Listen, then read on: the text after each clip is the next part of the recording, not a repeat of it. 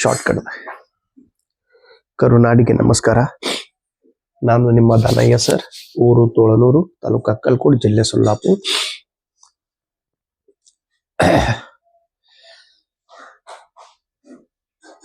ಸ್ವಲ್ಪ ಮೈ ಹುಷಾರಿಲ್ಲ ರೀ, ನೆಗಡಿ ಬಂದಿದೆ, ಸ್ವಲ್ಪ ಜ್ವರ ಬಂದಿದೆ. ಹೀಗಾಗಿ ನಿನ್ನೆ ನಮ್ಮ ಶಾಂತಲಕ್ಷ್ಮಿ ಅವಳು ಬೋರ್ಡ್ ಮೇಲೆ ಬರೆದಿದ್ದು ಮಾಹಿತಿಯನ್ನ ನಿಮಗೆ ಎಕ್ಸ್ಪ್ಲೇನ್ ಮಾಡಿ ಹೇಳಿದ್ರು.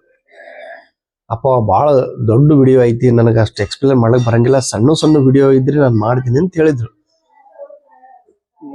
ಆದ್ರೂ ಕೂಡ ನಿಮ್ಮ ಪ್ರೀತಿ, ಗೌರವ, ವಿಶ್ವಾಸ ಹೀಗೆ ಇರಲಿ. ಇಲ್ಲೊಂದು ತುಂಬಾ ಇಂಪಾರ್ಟೆಂಟ್ ಕಾನ್ಸೆಪ್ಟ್ ಇದೆ. ಇದು ಪ್ರತಿ ಎಕ್ಸಾಮ್ದಲ್ಲಿ ಕೇಳುವಂತ ಫೇವರೇಟ್ ಕಾನ್ಸೆಪ್ಟ್. ಏನು? ಪ್ರತಿಯೊಬ್ಬ ವ್ಯಕ್ತಿಯ ಸ್ವಭಾವ ಭಿನ್ನ ಭಿನ್ನವಾಗಿರುತ್ತದೆ. ನಿಮ್ಮ ಸ್ವಭಾವ ಆಗಲಿ, ನನ್ನ ಸ್ವಭಾವ ಆಗಲಿ, ಶಾಂತಲಕ್ಷ್ಮಿಯ ಸ್ವಭಾವ ಆಗಲಿ, ಶಾಂತಲಕ್ಷ್ಮಿಯ ಮಮ್ಮಿ ಸ್ವಭಾವ ಆಗಲಿ, ಅವ್ರ ತಾಯಿ ಸ್ವಭಾವ ಆಗಲಿ, ನಿಮ್ಮ ತಂದೆಯ ಸ್ವಭಾವ, ನಿಮ್ಮ ಗೆಳೆಯನ ಸ್ವಭಾವ, ಪ್ರತಿಯೊಬ್ಬರ ಸ್ವಭಾವ ಬೇರೆ ಬೇರೆಯಾಗಿ ಇದೆ. ಎಲ್ಲರ ಸ್ವಭಾವ ಒಂದೇ ರೀತಿಯಾಗಿ ಇರುವುದಿಲ್ಲ. ಇನ್ನು ಪ್ರತಿಯೊಬ್ಬ ವ್ಯಕ್ತಿಯ ಸ್ವಭಾವ ಹೇಗಿದೆ ಅನ್ನೋದ್ರ ಬಗ್ಗೆ ಇಲ್ಲಿ ಒಬ್ಬ ಸೈಕಾಲಜಿಸ್ಟ್, ಬ್ರಿಟನ್ ದೇಶದ ಸೈಕಾಲಜಿಸ್ಟ್ ಒಂದು ಕಾನ್ಸೆಪ್ಟ್ ಅನ್ನು ಹೇಳಿದ್ದಾರೆ. ಅದು ಪ್ರತಿಯೊಬ್ಬ ವ್ಯಕ್ತಿಯ ಒಳಗೆ 14 ಹುಟ್ಟು ಗುಣಗಳು ಇರುತ್ತವೆ. ಹುಟ್ಟು ಗುಣ, ಒಂದು ಗಾದೆ ಮಾತನ್ನು ಐತಿ ನೋಡ್ರಿ, ಹುಟ್ಟು ಗುಣ ಸುಟ್ರು ಹೋಗಂಗಿಲ್ಲ ಅಂತ ಹೇಳ್ತಾರೆ ಹಳ್ಳಿ ಭಾಷೆದವ್ರು. ಅವ್ನ್ರಿ ಹುಟ್ಟು ಗುಣ ಐತ್ರಿ, ಹುಟ್ಟು ಗುಣ ಸುಟ್ರು ಹೋಗಂಗಿಲ್ಲ, ಹುಟ್ಟು ಗುಣ ಸಾಯೋ ತನಕ ಹೋಗೋದಿಲ್ಲ ಅಂತ ಇರ್ತಾರೆ. ಪ್ರತಿಯೊಬ್ಬ ಮನುಷ್ಯನೊಳಗೆ ಒಂದೊಂದು ಹುಟ್ಟು ಗುಣ ಇರ್ತೈತಿ.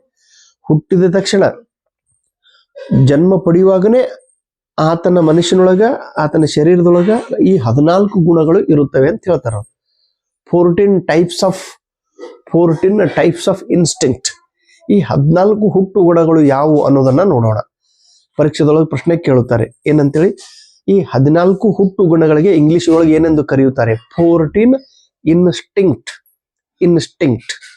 ಇನ್ಬಾರ್ನ್ ಅಬಿಲಿಟಿ, ಇನ್ಬಾರ್ನ್ ನೇಚರ್, ಮನುಷ್ಯನ ಸಹಜ ಪ್ರವೃತ್ತಿ, ಮನುಷ್ಯನ ಸಹಜ ಸ್ವಭಾವ, ಹುಟ್ಟು ಗುಣ. ಬ್ರಿಟನ್ ದೇಶದ ಸೈಕಾಲಜಿಸ್ಟ್, ಅವ್ರ ಹೆಸರು ವಿಲಿಯಂ ಮೇಕ್ ಡೂಗಲ್. ಇವರು ಬ್ರಿಟನ್ ದೇಶದವರು. ಇವರು 1908 ಅಲ್ಲಿ ಒಂದು ಪುಸ್ತಕವನ್ನು ಬರೆದರು, an introduction to social psychology. ಈ ಇಂಟ್ರೊಡಕ್ಷನ್ ಅಂದ್ರೆ ಒಂದು ಪರಿಚಯ, ಸೋಷಿಯಲ್ ಸಾಮಾಜಿಕ ಮನೋವಿಜ್ಞಾನ ಅನ್ನುವ ಪುಸ್ತಕದೊಳಗ 14 ಸ್ವಭಾವಗಳ ಬಗ್ಗೆ, ಅಂದ್ರೆ ಪ್ರವೃತ್ತಿಯ ಬಗ್ಗೆ, ಮನುಷ್ಯನ ಹುಟ್ಟು ಗುಣ ಬಗ್ಗೆ ಹೇಳಿದ್ದಾರೆ. 14 ಪರೀಕ್ಷೆದು ಹೀಗೆ ಕೇಳ್ತಾರೆ, ಮೇಕ್ ಡೂಗಲ್ ಅವರು ಎಷ್ಟು ಹುಟ್ಟು ಗುಣಗಳ ಬಗ್ಗೆ ಹೇಳಿದ್ದಾರೆ? 14. ಅದರಲ್ಲಿ ಮೊದಲನೇದು ನೋಡ್ರಿ, ಫ್ಲೈಟ್ ಅಂತ ಹೇಳಿ ಕರೀತಾರೆ. ಫ್ಲೈಟ್ ಅಂದ್ರೆ ಓಡಿ ಹೋಗೋದು, ಪಲಾಯನ ಮಾಡೋದು.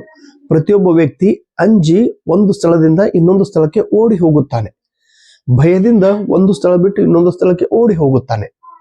ಪಲಾಯನ ಮಾಡು, ಫ್ಲೈಟ್. ನಿಮ್ಗೆ ಆ ಇಂಗ್ಲಿಷ್ ಪದ ಕರೆಕ್ಟ್ ಆಗಿ ನೆನ್ಪಿಡ್ರಿ, ಪರೀಕ್ಷೆದೊಳಗೆ ಆ ಇಂಗ್ಲಿಷ್ ಪದನೇ ಕೇಳ್ತಾರೆ. ಫ್ಲೈಟ್, ಪಲಾಯನ ಮಾಡಿ ಓಡಿ ಹೋಗೋದು. ಎಲ್ಲರೂ ಜಗಳಾಡಿದ ನಡೆದಿತ್ತು, ಅದನ್ನ ನೋಡಿ ನಮ್ಗೆ ಅಂಜಿ ನಾವು ಆ ಪ್ರದೇಶ ಬಿಟ್ಟು ಓಡಿ ಹೋಗ್ತೇವ್ರಿ. ಎರಡನೇದೈತ್ರಿ ಪಲಾಯನ್. ರೀಪಲ್ಷನ್ ಅಂದ್ರೆ ತಿರಸ್ಕಾರ ಮಾಡೋದು. ಅಸಹ್ಯವಾದಂತ ಘಟನೆ, ವ್ಯಕ್ತಿ, ವಸ್ತು, ಪದಾರ್ಥಗಳನ್ನ ತಿರಸ್ಕಾರ ಮಾಡೋದು. ಹೇಸಿಗೆ ಬರ್ತೈತೆ ಸರ್, ಬ್ಯಾಡ್ರಿ ನನಗದು, ಅದು ಅಲ್ರಿ ಸರ್, ನನಗೆ ಬೇಡ ಅಂತೇಳಿ ರಿಜೆಕ್ಟ್ ಮಾಡ್ತೀವಿ. ಅದಕ್ಕೆ ರೀಪಲ್ಷನ್, ಅಸಹ್ಯ ಪಡೋದು. ಮೂರನೇದೈತಿ ಕ್ಯೂರಿಯಾಸಿಟಿ ಅಂದ್ರೆ ಕುತೂಹಲ. ಪ್ರತಿಯೊಬ್ಬ ವ್ಯಕ್ತಿಯ ಮನುಷ್ಯನೊಳಗ ಏನೈತಿ, ಏನ್ ಹೇಳೋರದಾರ, ಏನ್ ಮಾಡೋರದಾರ, ಏನೈತಿ, ಹಿಂಗ ಕುತೂಹಲ ಉಂಟು ಮಾಡುವಂತ ಸ್ವಭಾವ ವ್ಯಕ್ತಿ ಹತ್ರ ಇರುತ್ತದೆ. Finding new things. 4ನೇ ಸ್ವಭಾವ ಐತಿ ಪಗ್ನಾಸಿಟಿ ಅಂದ್ರೆ ಕೋಪ ಮತ್ತು ಜಗಳ. ಒಬ್ಬೊಬ್ರು ಸಿಟ್ಟಿಲಿ ಬಂದು ಯಾವಾಗಲೂ ಜಗಳ ಆಡ್ತಿರ್ತಾರೆ. ಅವ್ರ ಸ್ವಭಾವನೇ ಜಗಳ. ನಾವು ಅಂತಿರ್ತೇವ್ರಿ, ಏನ್ ಜಗಳ ಗಂಟೆ ಹೇಳಿದ್ರೆ, ಏಕೆ ಜಗಳ ಗಂಟೆ ಅದಾವ ನೋಡ್ರಿ, ತುರುಬಿಲ್ ಕಚ್ಚಾಡ್ ಜಗಳ ಆಡಿದ್ರು. ಅದು ಸ್ವಭಾವ ಜಗಳ ಗಂಟೆ ಅದ್ರಿ. ಕರ್ಜುಂಟಿದ್ದಂಗ ಅಂತೇಳಿ ಜಗಳ ತಿಳಿದು. ನಮ್ಮ ಮೇಡಮ್ ಅದ ವೈಕ್ ಅಂದ್ರೆ ಜಗಳ ತೆಗಿತಾರ, ಜಗಳ ಗಂಟಿದ್ದಂಗ. ಯಾಕೆನ್ ಸ್ವಭಾವ ಇದ್ರಿ, ಮತ್ತೆ ಏನ್ ಮಾಡೋದು? ಈಗ ಇವ್ರು ಹೇಳಿದ ತಕ್ಷಣ ಗೊತ್ತಾಯ್ತು, ಅದು ಸ್ವಭಾವ ಬದಲಾವಣೆ ಆಗಂಗಿಲ್ಲ. 5ನೇದೈತಿ ಸೆಲ್ಫ್ ಅಸರ್ಷನ್ಗೆ ನಾವು ಇದೇ ಶಬ್ದ ನೆನ್ಪಿಟ್ರಿ, ಸೆಲ್ಫ್ ರೆಸ್ಪೆಕ್ಟ್.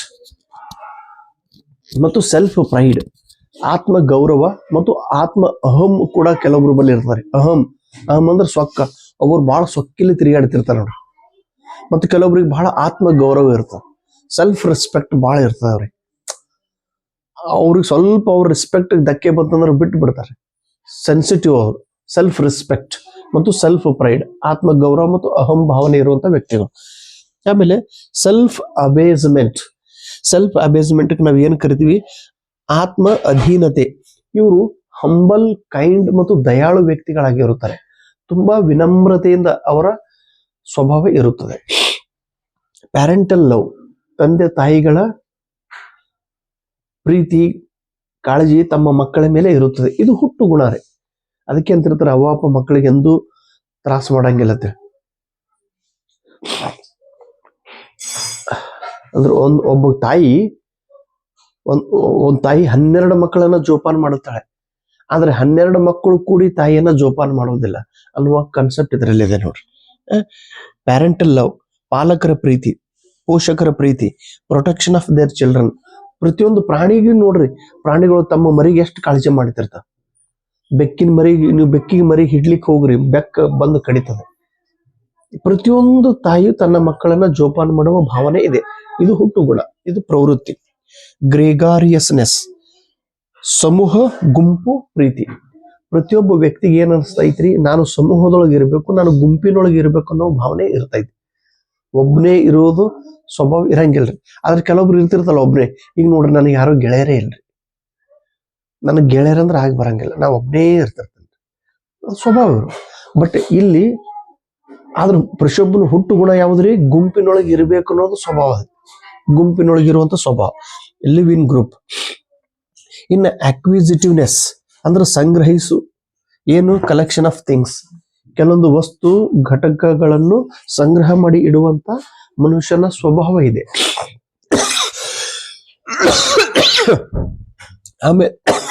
ಆಮೇಲೆ ನೋಡ್ರಿ 10ನೇದು ಕನ್ಸ್ಟ್ರಕ್ಟಿವ್ನೆಸ್, ಕನ್ಸ್ಟ್ರಕ್ಟಿವ್, ರಚನೆ ಮಾಡೋದು, ಕ್ರಿಯೇಟ್ ನ್ಯೂ ಥಿಂಗ್ಸ್. ಒಂದು ಹೊಸ ಅರ್ಥವನ್ನ, ಹೊಸ ಮಾಹಿತಿಯನ್ನ ನಾವು ರಚನೆ ಮಾಡೋದು, ಸ್ವತಃ ಅದನ್ನ ಕ್ರಿಯೇಟ್ ಮಾಡುವಂತ ಭಾವನೆ ಒಬ್ಬೊಬ್ಬ ವ್ಯಕ್ತಿ ಹತ್ರ ಇರುತ್ತದೆ. ಇದು ಸ್ವಭಾವ ಐತೆ. ಫುಡ್ ಸೀಕಿಂಗ್, 11ನೇ ಸ್ವಭಾವ ಏನ್ರಿ, ಫೈಂಡಿಂಗ್ ಫುಡ್, ಆಹಾರವನ್ನ ಹುಡುಕುತ್ತಾ ಹೋಗೋದು. ಹಸಿವಾಯ್ತು ಅಂದ್ರೆ ನಾವ್ ಏನ್ ಮಾಡ್ತೀವ್ರಿ, ಅಡಿಗೆ ಮನೆಯೊಳಗೆ ಬಂದು ಏನು ಅಡಿಗೆ ಮಾಡ್ಯಾರ ಅನ್ನೋದನ್ನ ಹುಡುಕಾಡ್ತಿರ್ತೀವಿ. ಬೆಕ್ಕ ಹಸಿವಾಯ್ತು ಅಂದ್ರೆ ನೋಡ್ರಿ, ಕಾಡಿನೊಳಗೆ ಅಲ್ಲಿ ಇಲ್ಲಿ ಹೋಗಿ ಬೇಟೆ ಆಡೋದಕ್ಕಲ್ಲ. ಪ್ರತಿಯೊಂದು ಪ್ರಾಣಿ ಆಗ್ಲಿ ಅಥವಾ ಮನುಷ್ಯನಾಗ್ಲಿ ಆಹಾರವನ್ನು ಹುಡುಕುತ್ತಾ ಹೋಗುತ್ತಾನೆ. 12ನೇದು ರೀಪ್ರೊಡಕ್ಷನ್, ಸಂತತಿ ಉತ್ಪನ್ನ ಮಾಡೋದು, ತಮ್ಮ ಮಕ್ಕಳಿಗೆ ಜನ್ಮ ಕೊಡೋದು. ಇದು ಪ್ರತಿಯೊಬ್ಬ ಮನುಷ್ಯನ ಗುಣಧರ್ಮ, ಇದು ಸಹಜ ಪ್ರವೃತ್ತಿ. ಅಪೀಲ್, ಹೆಲ್ಪಕ್ಕಾಗಿ ಅಪೀಲ್, ನನಗೆ ಸಹಾಯ ಮಾಡ್ರಿ, ನನಗೆ ಹೆಲ್ಪ್ ಮಾಡ್ರಿ ಅಂತಿರ್ತಾರ ಒಬ್ಬೊಬ್ಬರು. ಇನ್ನೊಬ್ಬರ ಕಡೆಯಿಂದ ಹೆಲ್ಪ್ ಅನ್ನ ಪಡೆದುಕೊಳ್ಳುವ ಪ್ರವೃತ್ತಿ ಮನುಷ್ಯನ ಹತ್ರ ಇದೆ. ಆದ್ಮೇಲೆ ಲಾಫ್ಟರ್ ಅಂದ್ರೆ ಸ್ಮೈಲ್. ಕೆಲವೊಬ್ಬರು ಯಾವಾಗಲೂ ನಗುತ್ತಾ ಇರುತ್ತಾರೆ. ನಗುವಿನ ಒಡೆಯ ನಮ್ಮ ಪುನೀತ್ ರಾಜ್ಕುಮಾರ್ ಸರ್ ಸತತವಾಗಿ ನಕ್ಕೊಂತಿರ್ತಾರ. ಅವ್ರ ಸ್ವಭಾವೇ ನಗುವ ಸ್ವಭಾವ. ಹೀಗೆ ಪ್ರತಿಯೊಬ್ಬರು ಮನುಷ್ಯನ ಸ್ವಭಾವ, ಈ ಪ್ರಾಣೇ ಸರ್ ನಕ್ಕೊಂತಿರ್ತಾರ. ಪ್ರತಿಯೊಬ್ಬರು ಸ್ವಭಾವ ಬೇರೆ ಬೇರೆ. ಕೆಲವೊಬ್ರು ಬಹಳ ಸೀರಿಯಸ್ ಆಗಿ.